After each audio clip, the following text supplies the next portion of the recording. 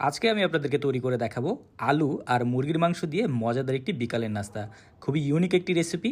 বড়রা আর বাচ্চারা সবাই এই স্ন্যাক্সটি খুব পছন্দ করবে। দেরি না করে চলুন রেসিপিটি শুরু করা যাক। প্রথমে আমি নিয়ে নিব মুরগির মাংস, ছোট করে কাটা।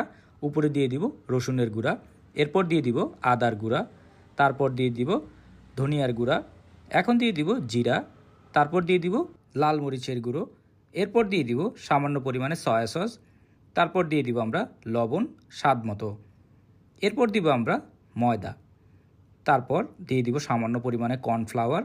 এরপর এই সবগুলোকে একসাথে আমরা ভালোভাবে মিক্স করে নিব। আপনারা কে কোথা থেকে আমার এই ভিডিওটি দেখছেন অবশ্যই কমেন্ট করে জানাবেন। আমি আপনাদের সবার কমেন্টের উত্তর দিব, কারণ আপনাদের কমেন্ট পড়তে আমার অনেক ভালো লাগে। মিক্স হয়ে গেলে আমরা এর উপরে দিয়ে দিব সামান্য পরিমাণে টমেটো সস। তারপর এই সবগুলোকে আবার আমরা একত্রে মিক্স করে নিব। টমেটো সস দিলে খেতে ভালো লাগবে। আপনারা যদি বাসায় ইউনিক কিছু তৈরি করতে চান তাহলে এই রেসিপিটি অবশ্যই ট্রাই করে দেখবেন। মিক্স করা হয়ে গেছে, আমি এখন একে ম্যারিনেট করার জন্য রেখে দিব 15 থেকে 30 মিনিটের মতো। এরপর আমি নিয়ে নিব একটি আলুর চামড়া ছিলে আমরা পাতলা করে কেটে নিব। তার জন্য মাঝখান থেকে আমরা কেটে এরপর ঠিক এইভাবে চামড়া ছিলার মেশিনটি দিয়ে আমরা পাতলা পাতলা করে কেটে নিব। দেখতেই পাচ্ছেন ঠিক এইভাবে আমরা পাতলা পাতলা করে নিব। আর এই রেসিপির জন্য আলুর পিসগুলো অবশ্যই পাতলা হতে হবে। পাতলা করে কাটা হয়ে গেলে আমরা এগুলোকে একপাশে কিছুক্ষণের জন্য রেখে দিব। এরপর আমরা একটি বাটিতে নিয়ে নিব কর্নফ্লাওয়ার, তারপর উপরে দিয়ে দেব সামান্য পরিমাণে লবণ, এরপর দিয়ে দিব পানি। এরপর সবগুলোকে একত্রে আমরা ভালোভাবে মিক্স করে নিব। মিক্স করা হয়ে গেলে আমরা এই মিশ্রণে আমাদের আলু পাতলা করে কাটা ভালোভাবে ডুবিয়ে নিব। ঠিক এইভাবে ভালোভাবে ডুবিয়ে নেওয়ার পরে আমরা এর ভিতরে দিয়ে দিব আমাদের ম্যারিনেট করা মুরগির মাংস, যা আমরা কিছুক্ষণ আগেই তৈরি করেছি।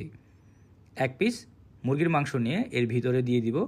এরপর একে আমরা একটি টুথপিক দিয়ে ভালোভাবে বন্ধ করে দিব, যাতে ভাজার সময় এরা আলাদা না হয়ে যায়।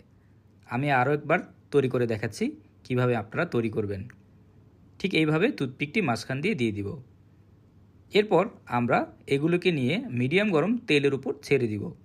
খেয়াল রাখবেন অবশ্যই যাতে আমরা মিডিয়াম গরম তেলে দিব, অতিরিক্ত গরম তেলে পুড়ে যেতে পারে।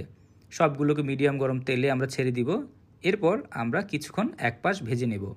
এরপর একটি কাঁটা চামচের সাহায্যে সবগুলোকে একটু একটু করে উল্টে দিব। উল্টে উল্টে আমরা সবগুলোকে আরও কিছুক্ষণ ভেজে নেব। খেয়াল রাখবেন অতিরিক্ত ভাজবেন না, তাহলে পুড়ে যেতে পারে। যখন দেখবেন মুরগির মাংসটি লালচে হয়ে গেছে বুঝতে হবে আমাদের ভাজা হয়ে গেছে। সবগুলোকে এইভাবে তুলে ফেলতে হবে। পাতলা করে আলু ভাজার কারণে এটি খেতে খুবই ক্রিস্পি হয়।